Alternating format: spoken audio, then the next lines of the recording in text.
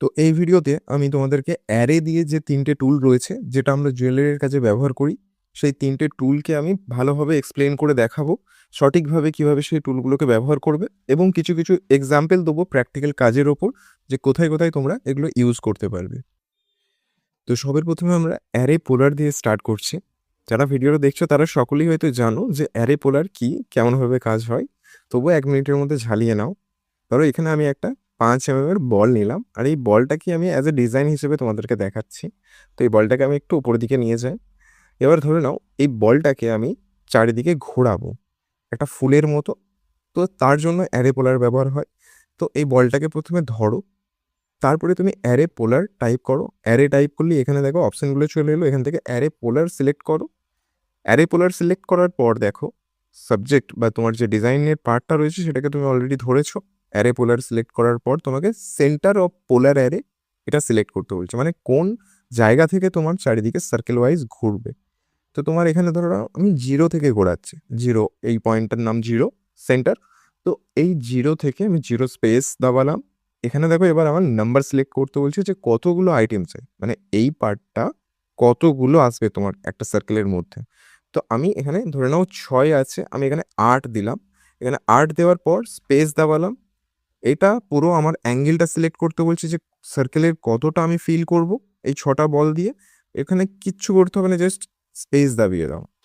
৩৬০ degree already দেওয়া থাকে। তো স্পেস দাবিয়ে দেওয়ার পর দেখো পুরো ৩৬০ ডিগ্রিতে আমার ওই 8টা বল প্রপারভাবে বসে গেছে।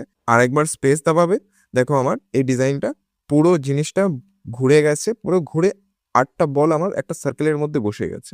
তো এটাকেই কেমনভাবে ব্যবহার করবে আরও একটা, যে এইখানেই ধরে নাও আমাদের অনেক সময় এরকম কিছু কিছু পার্ট থাকে যেগুলো পিসের মিডিলে বসে। তো আমি এই বলটাকে ধরলাম, এই বলের চারিদিকে ঘোরাবো। তো অ্যারে পোলার করলাম, তারপরে এই যে বলের সেন্টারটা এভাবে আমি ধরলাম। তারপরে এই বলের সেন্টারে দেখো এখানে অলমোস্ট 10টা মতো আমার আন্দাজ বসে যাবে। তো 10 আমি এখানে টাইপ করলাম। তারপরে কোনো কিচ্ছু না করে স্পেস দাবালাম, আর একবার স্পেস দাবালাম। দেখো আমার এই বলের চারিদিকে আমার জিনিসটা বসে গেছে। তো প্রয়োজন কি তোমার একটা সেন্টার আর কোন পার্টটাকে তুমি ঘোরাবে, আর সেই যেখান থেকে ঘোরাবে তার প্রপার যে সেন্টারটা সেটা তোমাকে বের করতে হবে। তো এটা তুমি অ্যাজ এ বাংড়িতেও ব্যবহার করতে পারো, ঝুমুরেও ব্যবহার করতে পারো, কখনো ফুল বানাতে গেলে এটা তো অবশ্যই ব্যবহার হয়, আর বাকি আরও অনেক কিছু রয়েছে। তো এবারে আমরা দেখে নেবো অ্যারে লাইনার কি কাজ করে। তো অ্যারে লাইনার তোমার সিম্পলি তোমার যে পার্টটা রয়েছে সেই পার্টটাকে একটা সোজা লাইনে পরপর বসিয়ে দেবে। তো এই পার্টটাকে ধরলাম আমি, অ্যারে এখান থেকে টাইপ করলাম, এখান থেকে আমি অ্যারে লাইনার সিলেক্ট করলাম। এবার দেখো এখানে তোমাকে নাম্বার কতগুলো এই পার্টটাকে বসাবে। এখানে আমি ধরে নাও 10টা আছে, 10টা আমি টাইপ করলাম। তারপরে আমি এখান থেকে যে কোনো একটা ফাঁকা পয়েন্টে ক্লিক করতে হবে। তোমার একটা ফার্স্ট রেফারেন্স পয়েন্ট সিলেক্ট করতে বলছে, যে কোনো একটা ফাঁকা পয়েন্টে ক্লিক করো। তারপরে মাউসটাকে যখন একটু সাইডে ঘোরাবে তখন দেখো এই বলগুলো পরপর তোমার বসছে। বলের কাউন্টিং থাকবে 10টা, শুধু ডিস্ট্যান্সটা তোমাকে এখানে বসাতে হবে, মানে একটা বল থেকে আর একটা বলের মধ্যে দূরত্ব কতটা হবে। এখানে আমার বলটা রয়েছে 5 mm এর। তো আমি যদি এখানে 5 mm টাইপ করি তাহলে আমার 5 mm বরাবর পুরো বলটা বসে যাবে। একটা থেকে একটা বলের দূরত্ব 5 mm। এখানে আবার আমি ধরে নাও দেখালাম অ্যারে লাইনারটা।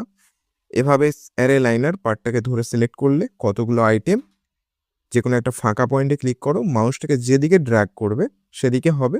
আমি সোজাসুজি ডান দিকে ড্র্যাগ করছি ধরে নাও।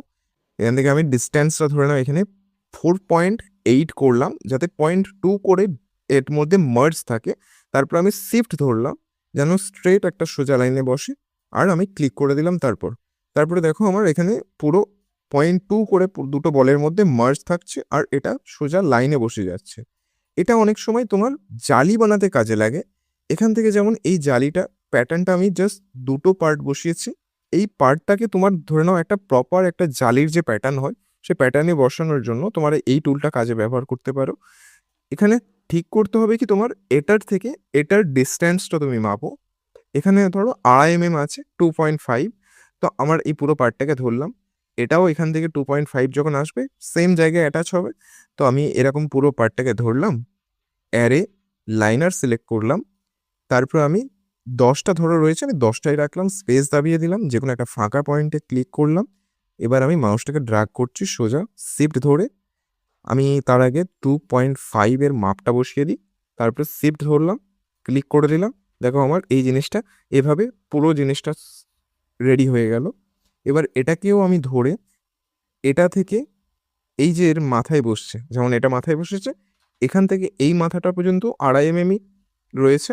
তো এটাকে আবারও আমি অ্যারে লাইনার দিয়ে এভাবে 2.5, এখানে 10টাই আইটেম আছে, 10টা আইটেমের সাথে আমি যে কোনো একটা ফাঁকা পয়েন্টে ক্লিক করলাম, ওপর দিকে এবার মাউসটাকে ড্র্যাগ করছি, 2.5 আমি দাবালাম, আর তারপরে শিফট ধরে ক্লিক করে দিলাম।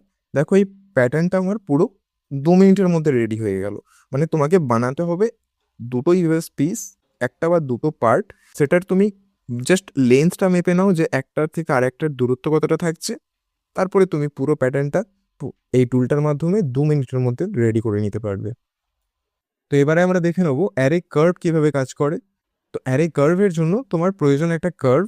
তো তুমি এখানে একটা র্যান্ডম যে কোনো শেপের কার্ভ থাকতে পারে, তোমার ডিজাইনের যেহেতু বর্ডারে থাকে, এগুলো বর্ডারে ব্যবহার হয়। তো তোমাকে প্রথমে টুলটা দেখাই কিভাবে ইউজ করবে। এটা তোমার পার্ট ডিজাইন। এবার তুমি অ্যারে কার্ভ নিলে, তারপরে তোমার কার্ভটাকে সিলেক্ট করলে, দেখো এখানে তোমার কার্ভের ওপরে পুরো কার্ভের ফ্লো ধরে তোমার এই ডিজাইনটা একটার পর একটা বসে গেছে। এবার এখানে তোমার দুটো অপশন থাকে, এক আইটেম, মানে কতগুলো তুমি আইটেম বসাবে ওই কার্ভটার ওপর। এবার তোমার ধরে নাও কতগুলো তোমার আন্দাজ হতে পারে না, এখানে যেমন আমার 5 mm রয়েছে, 5 mm এর কটা বল যে প্রপার বসবে সেটা আমি আন্দাজ করতে পারছি না। তো তার জন্য আমি করতে পারি কি, এখানে ডিস্ট্যান্সও বসিয়ে দিতে পারি। ডিস্ট্যান্স এখানে ধরে নাও আমার 5 mm রয়েছে, আমি চাইছি একটা থেকে আরেকটার মধ্যে একটু মার্জ থাকুক, তো আমি 4.9 বসালাম, স্পেস দাবালাম। দেখো আমার 4.9 হিসেবে আমার মার্জ হয়ে গেল, একটার পর একটা বসে গেল। এবার তুমি লক্ষ্য করো যে এই জায়গাটায় একটুখানি গ্যাপ পড়েছে। এই গ্যাপটা কেন পড়ছে? এবার গ্যাপটা পড়ার কারণ হচ্ছে, দেখো এই যে কার্ভটা তুমি বসাচ্ছ, এই কার্ভটার যে শুরুর পয়েন্টটা থাকছে, একদম মানে বিগিনিংয়ে যে পয়েন্টটা থাকছে, এই পয়েন্টটা যেন তোমার যে পার্টটার বসাবে সেই পার্টটার যেন একদম প্রপার সেন্টারে থাকে বা প্রপার সেই জায়গার অ্যালাইন থাকে। তো এখানে দেখো আমি যদি রেডি করে দেখাই, এই যে সেন্টারে বসানো নেই, তার কারণে এই যে গ্যাপটা পড়েছে, আমি এই কার্ভের সামান্য এই পয়েন্টটাকে ধরে এর সেন্টারে বসিয়ে দিলাম। এবার দেখো তোমার এই সবগুলোর ডিস্টেন্স এখন একই, মানে এই কার্ভের অ্যালাইন করে পুরো একভাবে বসে গেছে, আর ডিস্টেন্সটাও সবই একই রকম রয়েছে। তো ঠিক এভাবেই যদি কোনো কাজের ওপরে আমি বসিয়ে তোমায় দেখাই, যে এই ধরো একটা ডিজাইন রয়েছে ওভেল শেপে, আর তোমার এই একটা পার্ট রয়েছে যেটাকে তুমি ঘোরাতে চাইছো এই ওভেলের চারিদিকে, তাহলে তোমাকে এই অ্যারে কার্ভের টুল ইউজ করতে হবে। তো অ্যারে কার্ভ ইউজ করার জন্য এখান থেকে আমি কার্ভটাকে কিভাবে বের করছি, দেখো এই যে বর্ডারটা রয়েছে তার একটা ডুপ্লিকেট এজ নিচ্ছি, দিয়ে অফসেট করছি। অফসেটটা তুমি কতটা রাখবে, দেখো যে এই যে পার্ট দুটো, এই যে এটা তো ঘুরবে, এই হার্ট শেপটা ঘুরবে, তো হার্ট শেপটার এই যে পার্টটা জয়েন্ট থাকবে, একটার সাথে আরেকটা মার্জ থাকবে হালকা করে। তো এই জায়গাটা যেন আমার এতটা পর্যন্ত যেন অফসেটটা যায় অ্যাপ্রক্স, তাতে আমার মাপটা যখন বসাবো আমি ডিস্টেন্সটা, তখন প্রপার পারফেক্টভাবে বসবে। তো আমি এই পর্যন্ত দিলাম অফসেটটা। এবার আমি এই পার্টটাকে ধরলাম, অ্যারে কার্ভ সিলেক্ট করলাম, স্পেস দাবালাম। এখানে দেখো আমার কার্ভটাকে সিলেক্ট করার সাথে সাথে পুরো জিনিসটা বসে যাচ্ছে। এবার আমি যদি এখানে নাম্বারে বসাই যে আমার 20টা, তাহলে 20টাতে দেখো আমার গ্যাপ থেকে যাচ্ছে একটু একটু। তো আমি এখানে সব থেকে বেটার হবে না যে আমি ডিস্ট্যান্সটা বসিয়ে দেবো। তো আমার এটার ডিস্ট্যান্সটা যদি দেখি যে কত রয়েছে, এখান থেকে এই পর্যন্ত, বা এই কার্ভের এখানটাতে দেখি, এখান থেকে এই পর্যন্ত অ্যাপ্রক্স ডিস্ট্যান্স রয়েছে 2.80 mm। তো আমি এটাকে অ্যারে কার্ভ করলাম, কার্ভটাকে সিলেক্ট করলাম, ডিস্ট্যান্সে গিয়ে 2.8, দেখো আমার পুরো প্রপার 2.8 হিসেবে একটার পর একটা গায়ে গায়ে বসে গেছে এই জিনিসটা। ঠিক আছে, এবার এই যে জিনিসটা এইখানটায় যে একটার উপরে আরেকটা চড়ে যাচ্ছে, এটা তোমাকে একটু অ্যাডজাস্ট করে নিতে হবে।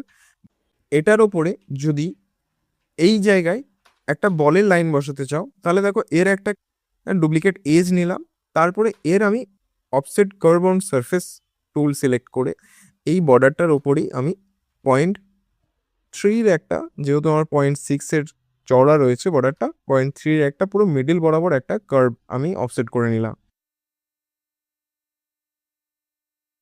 এবার আমি এই জায়গায় বসালাম একটা ছোট্ট করে বল 0.6-এর, ঠিক আছে? এবার দেখো এই বলটাকে ধরে আমি অ্যারে কার্ভ সিলেক্ট করলাম, কার্ভটাকে ধরলাম। এখানে দেখো ডিস্টেন্স আমার যেহেতু 2.8 দেওয়া আছে, আমার এখানে বল বসিয়েছি 0.6-এর, তো আমি 0.58-এর 0.02-এর মার্জ রাখলাম। দেখো আমার পুরো বলটা এখানে এভাবে বসে গেল। তো এভাবে তোমার অ্যারে কার্ভ যে কোনো জায়গায় যে কোনোভাবে তুমি ইউজ করতে পারবে। তোমার ডিস্ট্যান্স বা তোমার নাম্বার দুটোভাবেই ডিস্ট্যান্সটা বেশি সুবিধা হয়। বাকি আশা করি বুঝতে পেরেছো। যদি কোনো কোয়েশ্চেন থাকে তাহলে কমেন্ট করে জানাও, আরও ডিটেলসে আমি এক্সপ্লেন করে দেওয়ার চেষ্টা করব।